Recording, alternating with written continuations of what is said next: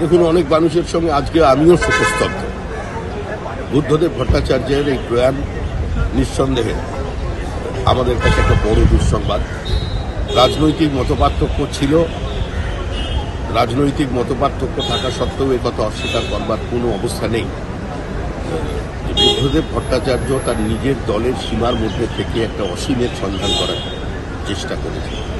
তার সময় পশ্চিমবঙ্গের মাটিতে একটা শিল্প সম্ভাবনা তৈরি হয়েছে।